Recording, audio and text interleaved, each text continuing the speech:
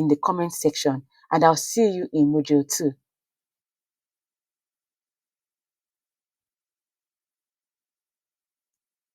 Hey, welcome back to Online Courses Decoded. This is module 2, and I have titled this Name Your Course. In this module, I'll be guiding you through the process of naming your course profitably. All right, so let's find out what that looks like. What's in a name? This it is important to name your online course appropriately for several reasons, including attracting potential clients. A course with a clear, descriptive, and engaging title is more likely to catch the attention of potential students and entice them to enroll. Okay, so also naming your course appropriately is important for conveying the course content. When you share Online Courses Decoded, you already have an idea. If you are not interested in online courses, you probably will not even continue reading. That's one. So, but if you continue reading, then it's because probably you are interested in online courses, or you think you might be interested later in the future. Okay, and then when you heard the name, you had an idea what the course content might be like. Of course, it will be something targeted towards creating online courses. So the title of your course should accurately reflect the course content so that students have a clear idea of what they are going to learn from your course. All right. So another reason is to establish credibility. A well-named course can establish the creator's credibility and expertise in the field and make the course more appealing to potential students. So when you hear Online Courses Decoded, you know that this is somebody that has an idea about online courses and is going to decode how to create online courses for me. So the last but not least reason is to differentiate yourself from others. So if you just say online courses course, that's weird. But an appropriate name can help differentiate the course, your own course, from others in the same niche or topic, making it more memorable and recognizable to potential students. So basically, an appropriate course name is crucial for attracting potential students, for conveying your course content, and establishing your credibility, and even differentiating yourself from other courses on the market. Okay, so let's talk about the process of naming your course. To name your course, the first thing you need to do is to brainstorm keywords. Think about the main topic or subject of your course and make a list of related keywords. Um, you might want to think about, for me, the example I gave in module 1, remember, it was content creation. So when it comes to content creation, what are the likely keywords that might come up? So it could be content creation generation, or content creation mistake, or content creation process, or content creation, or content distribution, or something like that, right? So you can just come up with all the keywords that you can think of. One hint you can use is to go to Google and type content creation. Then you will see below in the drop down, you will see the keywords that are related to content creations that Google will suggest for you. All right. So the next step is to research your industry. Look at what other courses in your niche are called and make note of the words and phrases they use. So for instance, when it comes to course creation, people like to use like accelerate. They like to use like what do you call it? Blueprint, course creation blueprint, course creation acceleration or something, or even mastery, course creation mastery. So those are familiar words that people use in my niche, in my industry, in course creation courses or trainings. So doing the same for your industry or for your niche will be helpful. Then the next step is to identify unique selling points. Now, what I mean is you need to consider what makes your course unique and different from others in your niche. What are the benefits and outcomes of taking your course? So when you write that down, so for instance, going back to the example that I gave on content creation, you might want to think about what will people benefit from content creation when they take my course on content creation. So one might be clarity. So I can say clarifying content creation. That's a good name to name my course. It is short, memorable and all the good things about, names, naming courses, right? So another might be content creation, accelerating content creation. So it could be your content creation blueprint, something like that. So you're seeing the process, right? You're seeing that it's making sense, right? So you need to think about the benefit that people will get. That is the outcome of taking your course. And then after you have done that, then you need to narrow down your options. Remember, after all the examples that I've been giving like 3 or more examples. So I'll write all this down, and then I'll need to narrow down. To narrow it down, I'll use the list of keywords, competitor research, and unique selling points to come up with a short list of potential names for my course. And after doing that, I'll end up with like maybe 3 or 2 potential names. Then I need to test my ideas. To test my idea, I cannot do that alone. I need to get other people's opinion. So you need to get feedback from others on your short list of potential names. Like you could go to maybe right when you if you have been using your social media, maybe your WhatsApp status or your Facebook story, or yeah, or even your Facebook profile posting, you can say, oh, based on my recent, recently I've been thinking about creating a course on this topic. You mentioned the topic, and after lots of research and consultation, I came up with these 2 potential or 3 potential names. Would you help me decide which one you think is best? So get people's opinion, and if you want to actually get the best answer or the best response, you would I would recommend that you get people that are within your target audience. So, for instance, you can reach out one on one on WhatsApp to people that you think are in your target audience. For instance, if you are creating courses for bakers, reach out to bakers. If you are creating courses for fashion designers, reach out to fashion designers on your contact list and get their opinions. Okay. And then after you have tested your ideas, you choose based on the feedback you get, you choose a name that reflects the topic and benefit of your course, and one that is memorable, catchy, easy to spell and pronounce. You don't want to choose a name that will be difficult for people to remember or that will be difficult for people to pronounce because that's going to just undo your course. So, and then finally, you want to check for availability of your course. Once you have decided the name, check to make sure that you can get a domain on Google. What's his name now? GoDaddy.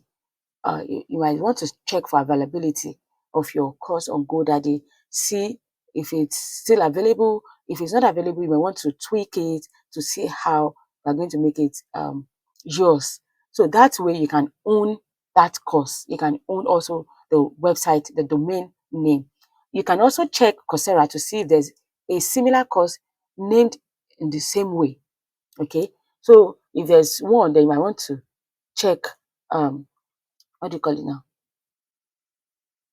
Yeah, you might want to check how you can tweak things to make yours distinct. Okay, remember that your course name is an important part of your branding and marketing efforts. So take the time to choose a name that accurately reflects your course and resonates with your audience, your target audience.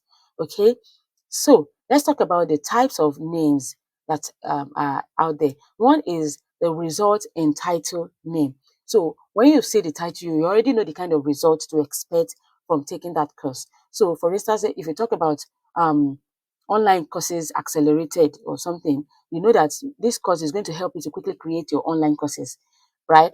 So an example could be double your dating.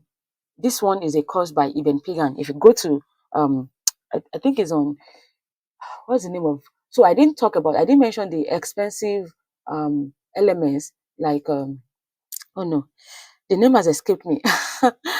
Oh my goodness. Okay, I'll remember later and share with you. So, Ibn Pagan has a course titled Double Your Dating.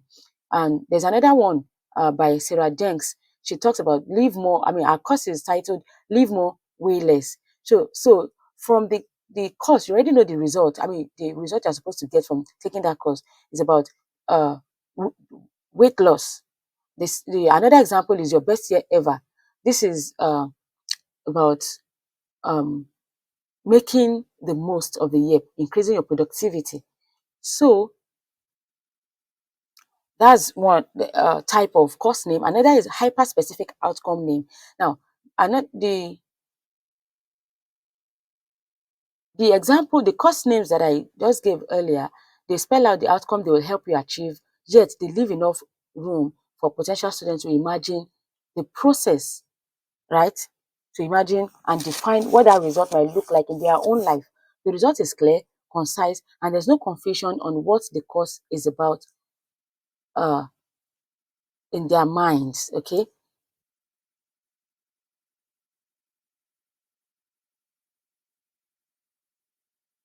So, hint, a hint for you when deciding which type you want to use. You can ramp up the specificity of the result in the subtitle, as I did with this course, Online Courses Decoded.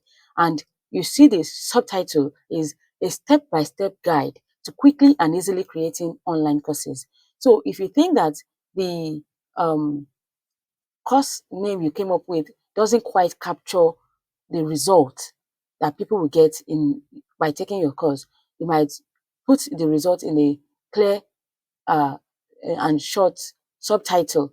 Okay, so that's one example. The second example is the um, hyper specific outcome.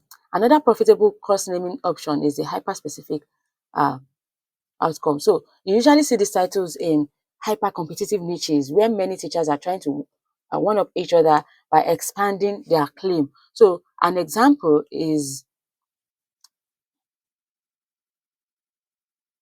building a thriving flower business on 2 acre or less. So you can already see it's so hyper specific. So whether you have a 2 acre or your land size is not up to 2 acres, this person will teach you how to build a thriving flower business. So that's one. Another one is six-figure songwriting. So you already can tell that teaching songwriting is a really competitive niche. So this person has to include the result in an hyper-specific way. Six-figure songwriting. That's one. Another one is social media marketing in 20 minutes per day. Social media marketing is a really competitive niche. So if you are to create a course in social media marketing, then you need to be hyper specific in describing the outcome for your clients. So use it only if you feel super confident that anyone who joins your course can achieve that specific outcome.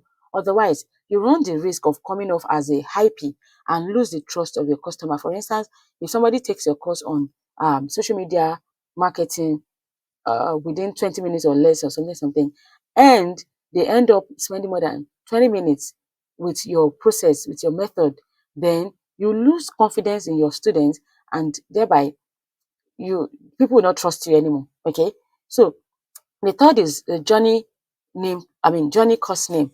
So the journey course name is the one that takes a student from a point A to a desirable point B, an undesirable point A to a desirable point B, because they document the entire hero's journey in an efficient, effective, and easy to digest fashion. So they also tend to perform really well, this kind of courses, because they establish the gap right off the bat, which is the key to selling just about anything. So you um, give them a, a process, okay, right from the beginning. So a side benefit of this course name is that it reels in the scope of your course, so they can have an idea the process you are going to take them through from the course name. For instance, Ramit Sethi, one of his courses is titled Zero to Launch. So this talks about online courses, online businesses rather. That's what his course is about. Online businesses. Idea to exit is from Dan Martel. So this course talks about how to come up with a profitable business idea and then how to sell that business. So you can already tell from the course title that this is what this person is going to be talking about in this course. Another one is homeschool to college roadmap. So for instance, if you're a parent, you're considering homeschooling your child and you're not sure how to do it to the extent that your child can eventually successfully get into college, this is a course that you'll be interested in once you see it, because it gets you to picture the outcome from the title already. So homeschool to college roadmap. So another type of name, course name or course naming technique, is the signature course. So the signature course is a proprietary system that you can trademark. Okay, so if you came up with a signature system or process or formula for achieving a certain result for your clients, I recommend you give uh, the signature course name a a trial. Okay, so give it a name, give it a streamlined yet easy to remember name, and um, use it to boost credibility for yourself. Okay, now the next one is the creative course name. So the creative course name can be tricky, but if you can pay attention to certain bumps, it's going to, excuse me, let me quickly, it's going to increase your uh chances of success. Okay, so the I want to quickly increase my, okay, the lighting. Thank you. Aha. An example of the creative course name is product launch formula. This is by Jeff Walker. Jeff Walker created a course on product launch as digital products. So another one is Digital Course Academy by Amy Porterfield. She talks about creating digital products, especially online courses. Another one is food photography. So you can see they are catchy, they are fancy, and but some people might be too clever. If you make it too clever that people can't quite figure out what your course is about, then you will lose your audience. So you need to be careful in choosing, in deciding the final name, your course name, the final course name. So that's example. I mean, those are examples to consider. So the final one that I have here is the um oh, excuse me, is the it is what it is course name. So uh oh, I hope I didn't mix things up. Did I talk about the signature courses? I think I did. I also talked about the creative course name, right? Um So the creative course name could be, another example could be cricket to customers. That is quite creative, and you can have an idea already, because if you are, especially if you're familiar with digital marketing, one of the um, slogans that people use is cricket. So like from getting zero customers to getting lots of customers is what that course is talking about. So you can already picture in your mind. Then the last one is it is what it is, what it says it is, course name. To um, explain how this works, I'll give you example. So Youth Speaker University. This is the name of a course by Josh Sheep. You can already see that it focuses on youth speaker. So it is a training or a school, university for youth speakers. So it is what it is in the name. Then another example is Book Yourself Solid and Get More Sales by Michael Port.